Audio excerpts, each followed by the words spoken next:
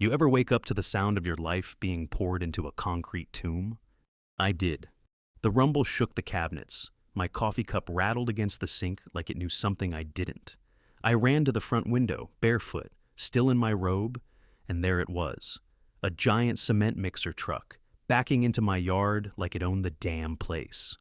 Men in yellow vests, hard hats, and clipboards moved with too much confidence for strangers. One was waving his arm toward my house, shouting something I couldn't hear over the grinding roar of the mixer. Then I saw it. Liquid gray concrete spilling out in a thick, slow wave, right onto my front porch. That porch had stood since 1904. My grandfather built it with his own hands. Now it was disappearing under a fresh slab of HOA-approved progress. Let me tell you something. There's a special kind of panic that hits when your history gets erased in real time. I tore out the front door and stomped across the lawn, gravel stabbing my feet. But I didn't care. I was yelling before I even knew what I'd say. "Turn that thing off! You don't pour on someone's damn house!" One guy turned, smirked. "Orders from the homeowner association. Foundation restoration. You should have gotten the notice." I shoved past him, heading straight for the man with the clipboard. He looked like he hadn't missed a yoga class in 20 years. "This is private property," I barked. "Who signed off on this?" He didn't flinch. "The land is now part of a community utility zone, voted in last month's assembly. You're listed as non-compliant, sir." That word, non-compliant, like I was a busted trash can or a dog off leash. "You people lose your minds?" I asked, loud enough for the whole crew to hear. "My home's not some sandbox for your cement games." That's when I saw her, Karen Ellis, HOA's favorite warrior, peering from across the street like she'd just won a raffle, phone in hand, recording, smile like a predator with a leash in her purse. I locked eyes with her. She waved. "You had this planned," I muttered. "Sir," clipboard man said, "you're interfering with a scheduled operation. Please stand back." "And what if I don't?" "Then we'll involve enforcement." I took 2 steps back, not out of fear, out of calculation. "It's fine," I said. "Pour your damn cement." But inside, I was already planning how to break it. You ever feel like your whole neighborhood's been trained to look at you like a problem? That's what it was like when I tried talking to the others. I knocked on doors. Some didn't open. Some cracked just enough to let out a whisper. They said it's legal now. Nothing we can do. They'd been worked over. Soft threats, social pressure, maybe even promises of new club access. Whatever it was, I was the odd man out. Funny thing is, I wasn't always.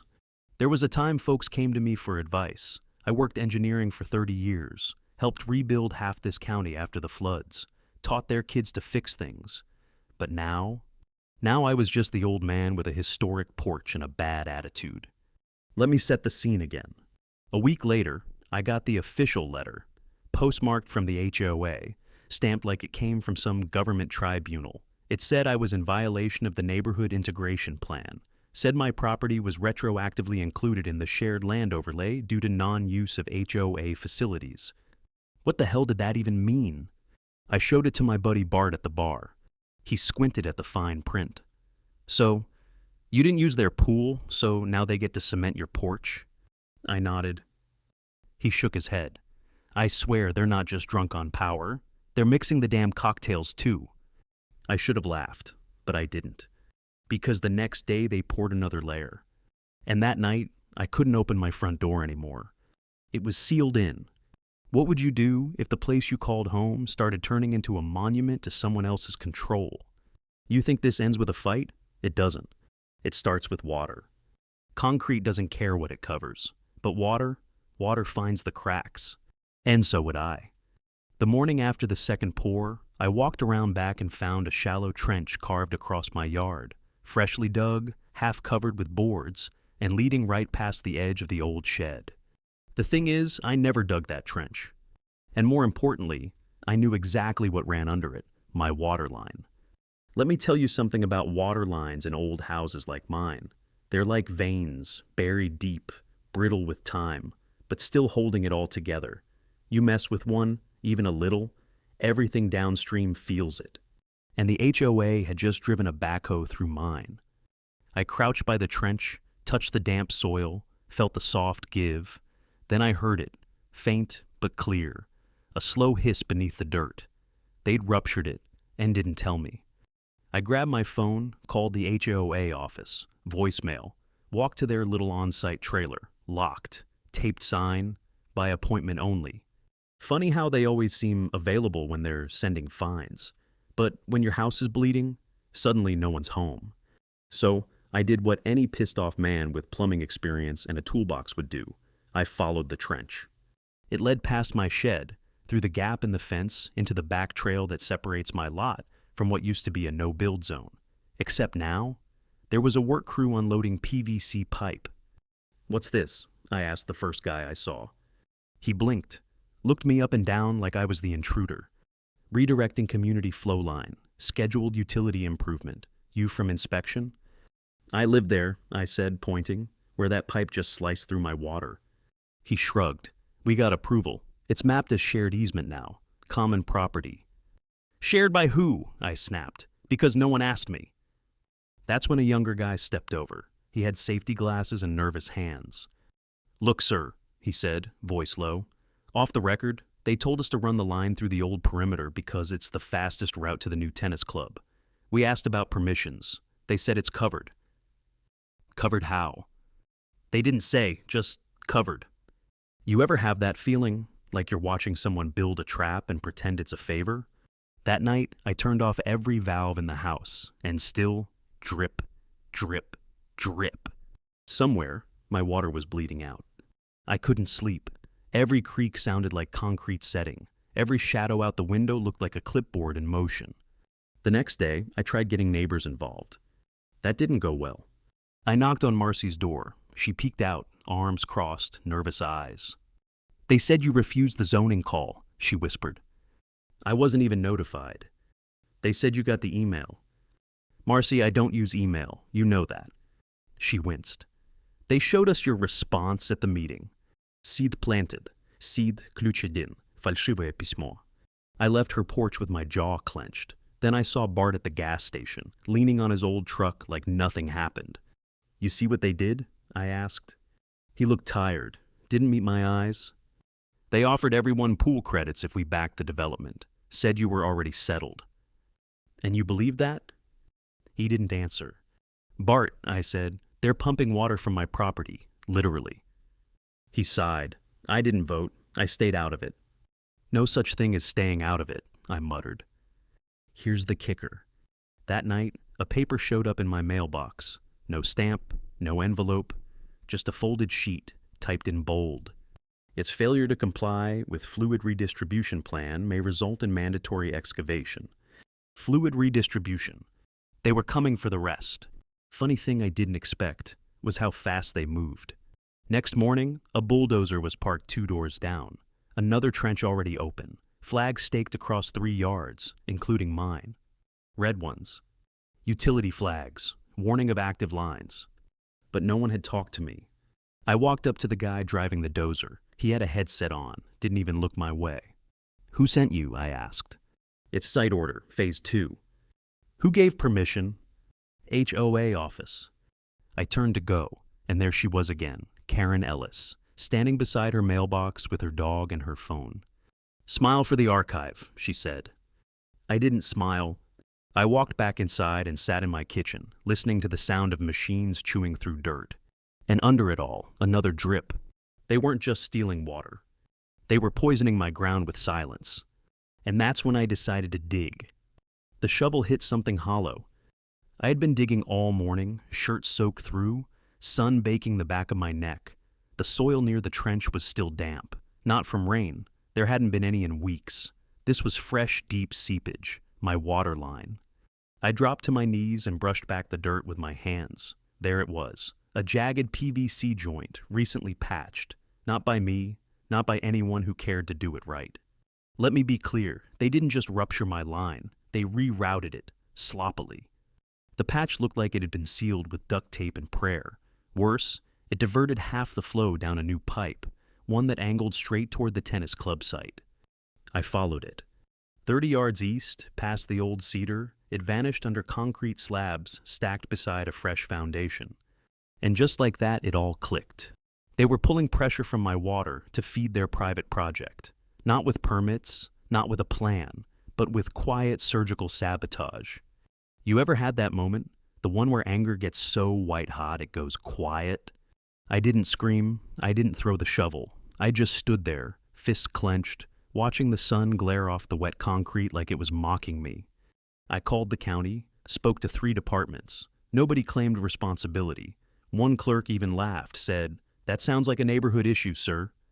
Neighborhood issue, like a noise complaint, like I was upset about someone's wind chimes, not systemic theft. That evening, I drove to Bart's bar. He was wiping down the counter when I walked in, paused, didn't smile. "You were right," I told him. He raised an eyebrow. "About what?" "They're not just screwing with me, they're stealing water, my water, and I got the pipe to prove it." "Then what are you gonna do?" "Same thing I did in the flood of '94, cut the damn supply off." He looked at me like I'd grown horns. "You serious?" "Dead serious." That night, I waited until the neighborhood slept, packed a thermos of coffee, flashlight, and pipe clamps. I crawled under the back fence and found the main junction, the spot where their hijacked line split from mine. And I shut it. Literally, I turned the valve, then capped the feed. You ever hear silence roar? That's what it felt like. No more hissing, no more siphon. It didn't take long. Next morning, trucks showed up at the tennis club site, confused workers walking around like someone pulled the plug on their party. Then came the HOA van. Then Karen. She marched across my lawn like it still belonged to her. "What did you do?" she hissed. I sipped my coffee. Hydration's a personal thing. Figured I'd take mine back. "You're in violation of the shared utility protocol." "Show me the code. Show me one document that says you can take my water." She blinked, just once, then turned on her heel and stormed back across the street. But the pressure was building. That afternoon, I got a letter slid under my door, same unmarked format as before. Immediate reinstatement of flow access required.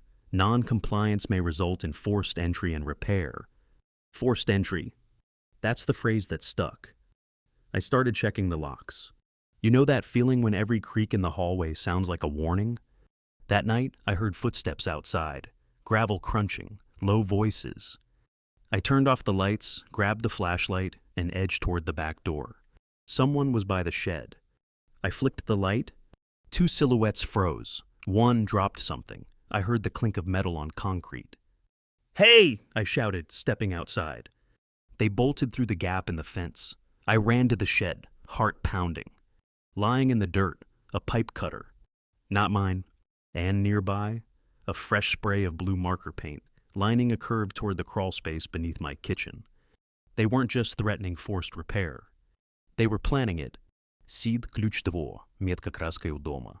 I picked up the pipe cutter, turned it in my hand, and suddenly, this wasn't about the porch anymore. This was war. I didn't sleep that night. I just sat at the kitchen table with that pipe cutter on the wood in front of me, the metal still warm from someone else's hand. Every so often, I'd glance at the window. No movement, but the silence. It was too clean, like a setup. Let me back up. The last time someone threatened my home, it was a wildfire back in Boris 8. But that came with smoke, sirens, neighbors helping neighbors. This was different. No heat, no warning. Just bureaucratic sabotage and polite envelopes. And now, a tool left in the dark like a signature. Funny how people always talk about home like it's just a place. Nah, it's a boundary, a line. Cross it, and you're not just trespassing. You're declaring something. By morning, I had a plan. I called a guy named Mr. Lee, independent inspector, calm, quiet type. The kind of man who measures twice and doesn't ask why you need the third time. He showed up in a tan sedan, plain as bread, stepped out, nodded once. "You said the water line was rerouted?" he asked. "Yeah, and not just mine." He took his time, walked the perimeter, scanned the trenches, scribbled on his pad.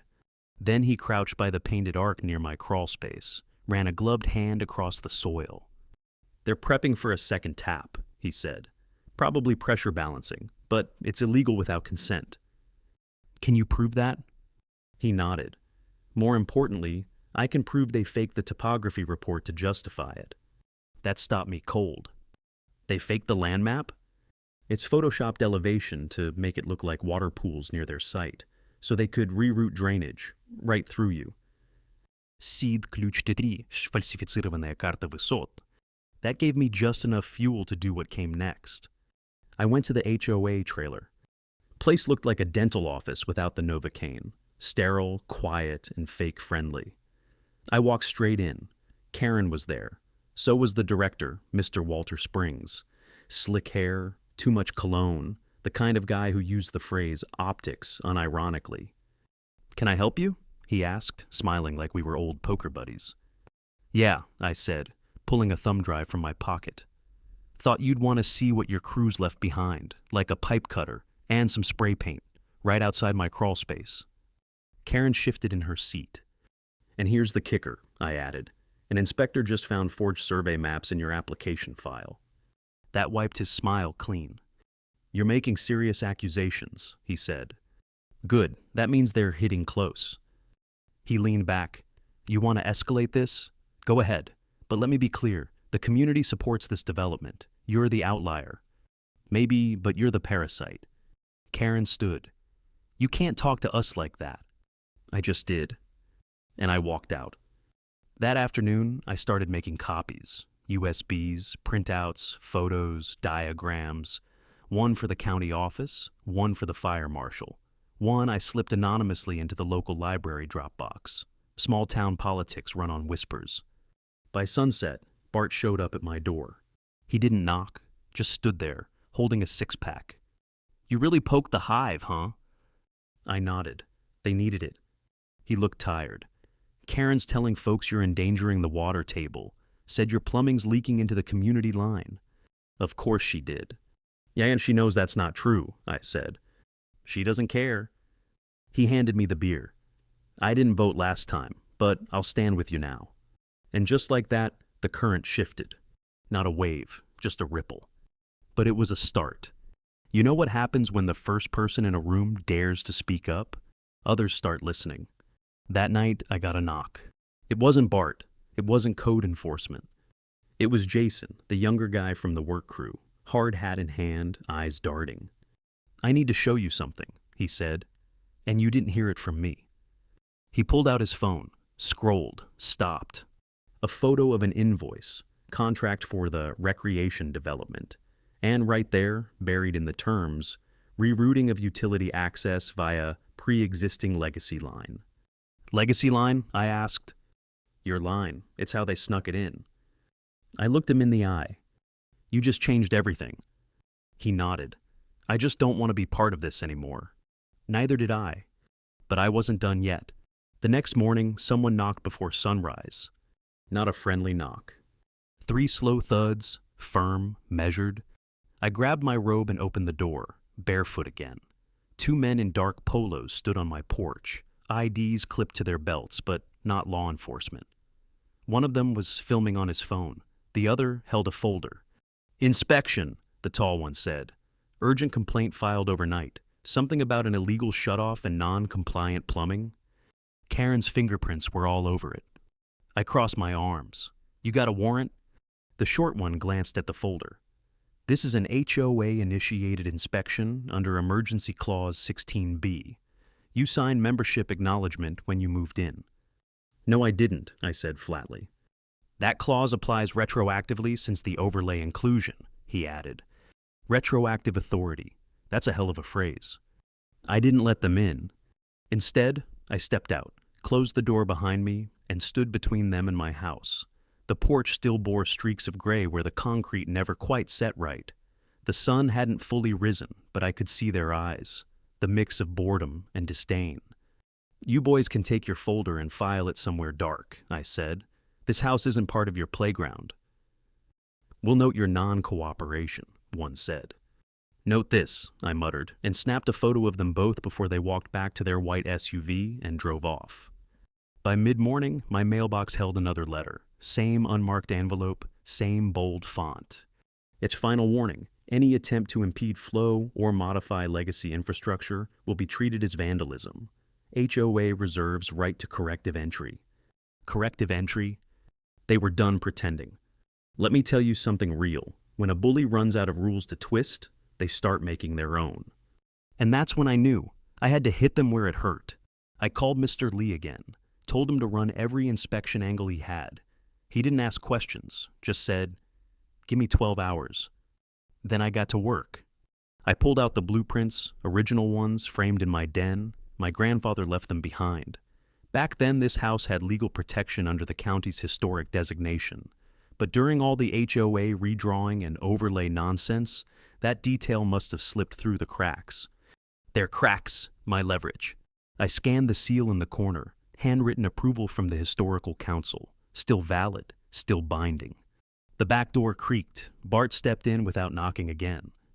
"They're putting up fencing," he said, "around the tennis court, across your easement." That hit deep. The side path wasn't just an alley. It was where my wife used to plant flowers. We'd walk it every evening. They were paving over her memories. "Not anymore," I muttered. Bart handed me something. "Thought you might need this." It was a laminated county ordinance. He'd gone digging. "Clause 12F, he said. They're not allowed to restrict foot traffic on pre-existing walkways, especially not historic ones." I looked up at him. "You sure you're with me on this?" He nodded. "They tried to buy my vote again. Pool credits, clubhouse perks. I told them to go to hell. First ripple, now a wave." That afternoon, I drove to the county archive. Printed every historic zoning map I could find, every ordinance, every footnote. Back home, I built a binder so thick it could stop a bullet. And then I filed a formal injunction. Not in court, at the Historical Council. Turns out, they still held jurisdiction over any modification within 50 feet of a registered foundation. And guess who never applied for permission to pour that slab? That night, as I stapled the last document together, Jason texted me a photo. A meeting notice. HOA emergency session. Tomorrow. Agenda. Disciplinary action against legacy holdout. Legacy holdout. That's what they were calling me now. "Let them come," I texted back. Because what they didn't know? I wasn't just holding the legacy. I was about to weaponize it. Let me set the scene. Gray skies, drizzle on the windshield, the kind of cold that creeps up your sleeves. I pulled into the HOA parking lot 5 minutes before their so-called emergency meeting. Not a space left. Cars lined the road, people standing under umbrellas, muttering, watching. You could feel it in the air. Something was about to break. I walked in with the binder under my arm. Not a briefcase, not a lawyer, just a man with too much taken and nothing left to lose. The meeting room looked like a PTA hostage situation. Folding chairs in tight rows, fluorescent lights buzzing overhead, and a microphone that fed into a dusty old amp. Karen sat near the front, hair perfect, lips tight. Walter Springs adjusted his blazer like it mattered. "Meeting called to order," he said, tapping the mic. "We have one agenda item, discussion of community disruption caused by non-compliant resident Mr. Edward Green." My name hung in the air like a loaded gun. People turned, some smirked, some looked away. Karen stood. "Mr. Green has shut down a shared water line, obstructed maintenance crews, and continues to spread misinformation regarding this association's authority." I didn't flinch. Walter nodded. "We'd like to propose a vote. Motion for removal of infrastructure obstructing community development. Majority required." That's when I stood. "No," I said. "You don't get to vote on theft." Murmurs. A few heads turned fully now. "I have with me," I continued, raising the binder, "documented evidence that this association rerouted water illegally, forged topographical reports, and entered protected property without consent." Karen scoffed. "Wild accusations, no legal weight." "A funny thing," I said, flipping it open. "This here is a copy of the county's 1963 foundation designation. My house is under historic preservation. Any modification within 50 feet without approval, that's not just illegal, it's a felony." Walter blinked. "And here," I added, pulling out the second set, "is a formal injunction filed yesterday. The Historical Council's now involved, meaning every inch of concrete you poured is under review. You ever watch confidence drain from a room like air from a tire?" Karen looked at Walter. Walter looked at the floor. "And just to be thorough," I said, sliding a USB drive onto the folding table, "this contains timestamps of the fake survey files pulled from your own submission to the development board. courtesy of a very nervous contractor. Seed payoff klutch 3. A woman in the third row whispered something to the man beside her. Then someone clapped. Just once, then twice. And the room turned. Bart stood near the back, arms crossed. He didn't clap, just nodded. Walter reached for the mic. We will postpone any vote until legal review is complete. Karen looked like she bit into a lemon. Meeting adjourned. I stepped outside, binder still in hand, and let the cold rain hit my face. Truth be told, I thought that was the win. But here's what I didn't see coming. That night, while I was fixing the sump pump, I heard it. Not footsteps. Water. Fast, rushing, wrong. I ran outside, and there it was. The trench behind my shed had burst. A geyser of muddy water was spraying straight into the foundation line, undermining the slab. Bags of HOA gravel had shifted, opening the channel. Not an accident. A message. You ever felt the ground try to swallow you in silence? I grabbed a shovel and a headlamp, and I went to war with the water. Again. Water doesn't just destroy from above, it erodes from underneath. By the time I managed to get the flow under control, half the soil behind my foundation had caved. The slab the HOA poured cracked through the middle like a dropped plate. Mud pooled against my crawlspace vents. One more surge, and the base of my home was next. Funny how they talk about infrastructure improvements, but never mention what happens when the infrastructure turns on you. I spent the night in boots and a rain jacket, flashlight clenched in my teeth, digging channels, stacking sandbags, redirecting runoff with whatever I had. Broken lattice, plywood, 2 old fence posts. Around 3 a.m., the rain stopped. But by then, I was soaked to the bone and shaking. At dawn, I went inside, peeled off wet layers, and stood at the sink with numb fingers wrapped around a cup of black coffee. My reflection in the window didn't look like a man. It looked like a warning. I heard a car door slam. Out front, Jason stood by his beat-up pickup. His eyes were bloodshot. He held up a thumb drive. "They're doubling down," he said. You need to see this." We sat at my dining table. He plugged it into my laptop. "Meeting minutes," he said. "Internal HOA recordings. They thought no one was listening." Audio crackled. Walter's voice. Karen's voice. Clear as day. "If we destabilize the back trench enough, he'll have to vacate. Safety risk." Don't leave a trail. Let gravity do the work." And I sat still, then rewound, played it again. Vacate. Safety risk. They weren't just trying to sabotage me. They were building a case to have the house condemned. "Why are you helping me?" I asked. Jason looked down. "Because I saw my dad lose his land to people like this. I couldn't stop it then. I can stop this now." Ставка, семейный предмет, дом деда, фундамент воспоминаний. I uploaded the file, sent it to the Historical Council, CC'd the County Safety Board, attached photos of the trench damage, explained the attempt to weaponize code enforcement. Didn't need a lawyer, just needed truth. By mid-afternoon, the county truck showed up. Not a code guy, not HOA. A structural assessor. He walked the trench, measured slope, took photos, didn't say much. But before he left, he handed me a printed form. "Emergency stop order," he said. "All development and excavation within 100 feet. Suspended pending full investigation." That paper hit harder than a punch. I didn't smile, just thanked him and went back inside. Bart showed up an hour later with a 6-pack and 2 folding chairs. "We watching the world end?" he asked. "Something close," I said. We sat out front like old men on a porch, watching the HOA president drive by 3 times without stopping. You ever see someone's power deflate in real time? Karen's SUV didn't look so big that day. "You know they'll come back with something," Bart muttered. "Let them," I said, "but they better bring boots." Because next time, I wouldn't just be holding ground.